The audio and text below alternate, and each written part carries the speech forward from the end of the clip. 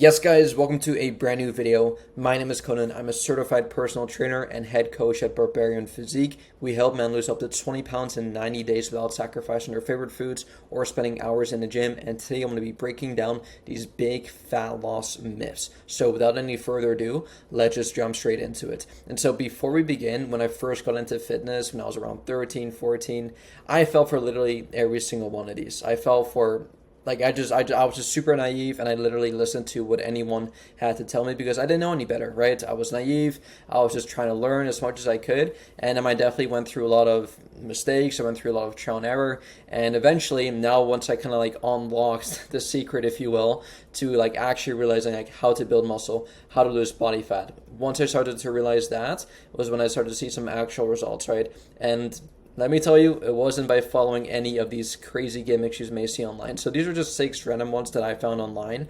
I guarantee you, there's definitely is a lot more out there. There's probably hundreds of them. And I can actually make a video series literally breaking down every single one of them, which will probably take me quite some time. But let's start with fasted cardio. Fasted cardio is not more effective than fat cardio because at the end of the day, guys, we have to look at the daily averages, if not the weekly averages. It's how many calories are you consuming throughout the day, not just what you do for the morning or for the afternoon or for nighttime, but what you do throughout the entire day. So yes, it is definitely true that when you do cardio in a fasted state, so with no food in your system, that you are going to be burning fat as fuel during that very specific, hyper-specific moment. But guess what? You're probably going to eat something after you do your cardio, right? I assume so, unless you're going to be starving yourself all day, you're probably not going to be alive then, but you're going to eat something after your workout. So whether you eat something before you do your cardio or after you do your cardio, it doesn't matter because you're still eating the same amounts of calories, right? And now personal preferences definitely come into play. I'll be honest with you guys. Personally, as of right now, I prefer doing my cardio fasted. I wake up in the morning, I brush my teeth, put on my shoes, and I just go outside for a run. I enjoy that. Doesn't really leave me bloated at all, and I just feel most in terms of I don't have to eat something and wait for the food to digest. I just want to wake up, brush my teeth, drink some water, and then go straight into getting my steps in and doing my cardio, right? Whereas I know other people, for example, one of my closest friends, he's this big bodybuilder guy. He eats this massive bowl of oatmeal with eggs, egg whites, protein shake as soon as he wakes up for breakfast, and then he heads straight to the gym, right? So it's both of us are doing the same amount of work, but at the same time, we're doing it in different methods, right? Whereas one enjoys doing it in, let's say, a fasted state, whereas the other enjoys doing it in a fat state. And it doesn't matter because at the end of the day, we're still ultimately eating the same amount of calories had we had either eaten before or not eaten before, right? So really what this comes down to is personal preference. But one thing that you probably will notice is that by you eating something beforehand, it can actually give you more energy during that cardio session to potentially burn even more calories during that session, right? Because when you go into it in a fasted state, for most people, again, there's some outliers out there, but for most people, you may not feel as energetic. You may not have as much energy as you could potentially have had you had eaten something, whether it's something quick, like some quick digesting carbs like a banana or some Rice Krispie treats, whatever, just some quick digesting carbs to give you that boost of energy. So that is just something to keep in mind, right? Because you potentially could be burning more calories during that session had you had eaten something prior.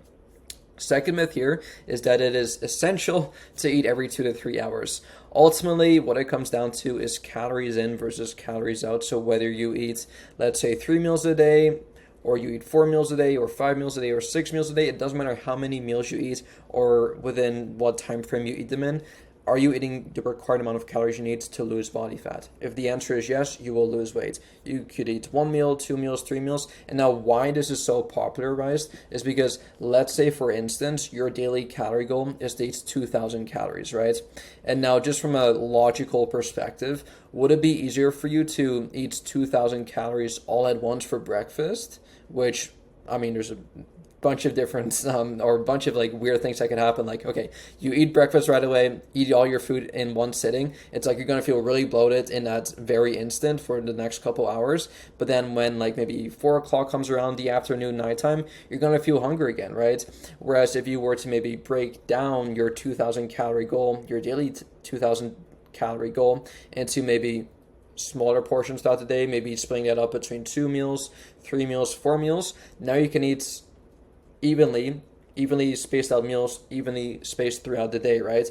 Which can kind of like help you kind of like not be super bloated all the time after eating, but it'll just like be enough to kind of keep you nice and satiated, kind of keep you going, right? Keep those energy levels nice and constant, as opposed to eating like this massive meal as soon as you wake up, or for breakfast, for example, and being in like this food coma for the next couple hours, and then after the next couple hours is done, okay, it's like you'll start to feel a bit better, but then afterwards, it's like, okay, well now I'm like really hungry again, but I already ate all my 2,000 calories today. So just from a logical perspective, it really doesn't make sense to eat one larger meal, which is why it's often recommended to eat just more evenly spaced out meals throughout the day, just for your digestion's sake, for your energy level's sake, and just for convenience sake, right? Because even eating 2,000 calories in one sitting, a lot of people physically can't stomach that. And so by simply breaking that down into smaller, maybe even like 400 or 500 calorie meals, or 700 calorie meals, right?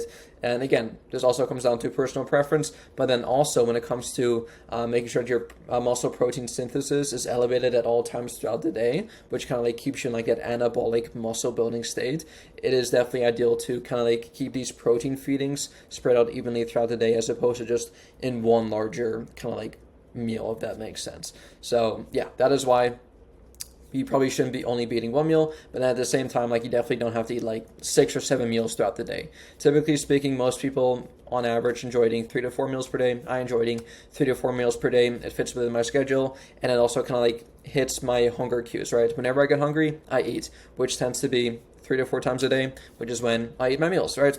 Personal preference. Number 3, no other liquids except for water. And now this is a good kind of rule of thumb, because if you guys watch my channel, you guys know that I'm a big proponent of not drinking your calories, right?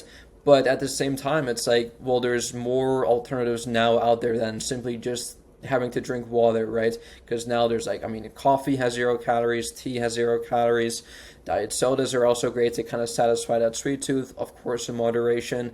0-calorie energy drinks are also fine as well, but just know that water is not the only option that is out there in terms of like 0 calories. Even something like sparkling water is also kind of great.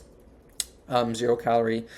There's a bunch of 0-calorie drinks out there, but just know that water is not the only option. However, I would definitely recommend most people to stick mainly to water. Like, you shouldn't be drinking like a diet soda during your workout, for example, right? Like, stick to mainly water, especially throughout your workouts, with all your meals that you're eating. And then if you do want to satisfy your sweet tooth, or if you do want to maybe suppress your appetite in the morning, having a coffee will definitely be fine, or a diet soda for dinner, for example, could also be fine. Just again, in moderation.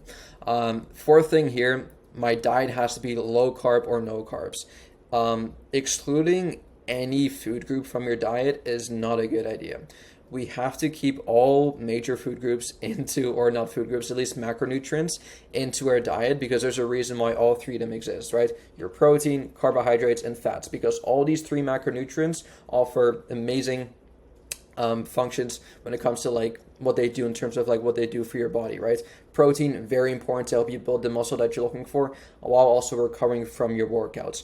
Carbohydrates are extremely important to give you immediate energy, right? Like, by me simply talking right now, like, I'm using glycogen that is stored, that are coming from carbohydrates, to kind of like use as energy, right? To use as my fuel. And then lastly, fats, right? Fats are going to be really important to keep your hormones levels to like a good level. Like, think of like your testosterone, your estrogen levels. The ratio between those two are going to be absolutely crucial to make sure that your energy levels are also kind of on point. And then also fats are also used as an energy source as well. So all 3 of these macronutrients are really important. And now also, just psychologically speaking, once we start to restrict ourselves from anything, automatically, guess what we'll start to do? We'll start to kind of like think about the thing a lot more, and we'll start to crave it a lot more as well. And this can oftentimes lead to like binge eating disorders, or just in general, just a bad relationship with food. And so in our program, like, I'm all about food freedom and food flexibility. So I would never, unless there are some dietary restrictions, have anyone go on like 0 carb diet, or a 0 fat diet, or a 0 protein diet, which,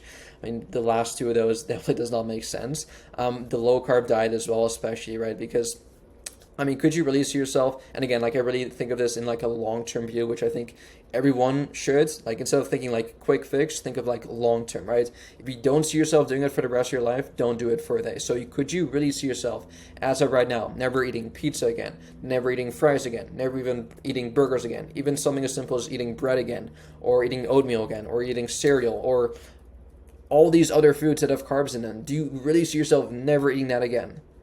Because if you do, I think you're a psychopath. But I mean, to be real, I mean, of course not. Like, of course, that is like, of course not, right? And so do not exclude any food groups from your diet. You can still eat carbs. You can still eat fat. You can still eat protein. You can still eat everything as long as you monitor your caloric intake and stay at your daily calorie goal for the day, which again will be different person to person. But once you have found your calories, you obviously fill those calories with the specific macronutrients, protein, carbs, and fats, which again will be based on your goals, your activity level, your age, your height, all these things come into play. But just know that all three macronutrients are going to be crucial to pretty much optimize your health. Fifth thing here, I cannot eat after 6 p.m. This is kind of similar to the fasted or fat cardio. It's what you do throughout the entire day and not just what you do for a specific time within the day, right? Just by you simply eating past 6 p.m., let's say it's 6:10, and you eat something, does not automatically mean that all that food is going to turn into fat right after. That is not true. If you enjoy intermittent fasting, which I know a lot of people do, including myself, I like to delay my breakfast just because I personally am not a big breakfast eater. I also feel most sharp in the morning when I don't eat something right away. I drink my black coffee, not just get straight to work, right? I feel best cognitively. And then what I also notice for myself is that I also don't have many cravings in the morning, so I can definitely push through that first kind of big couple chunk or the big first couple hours within the morning. But then what I notice is that closer to nighttime, let's say 5, 6 p.m., I tend to get more hungrier, right? And I tend to have more cravings. And so that is when I allow myself strategically to eat more food, right? Again, I'm still staying within my calories for the day, but I know that I'm a big eater, especially when it comes to nighttime. So I strategically allow myself to not allow myself, but I strategically reduce my calories or keep my kind of like calories a bit lower at the start of the day when I'm not even that hungry and when I feel best in that state. And then when nighttime comes around, when I know I'll start to feel a bit more hungrier and when I know my cravings will start to come out, that is when I save my calories from earlier today to actually eat closer to 5, 6, 7 p.m., right?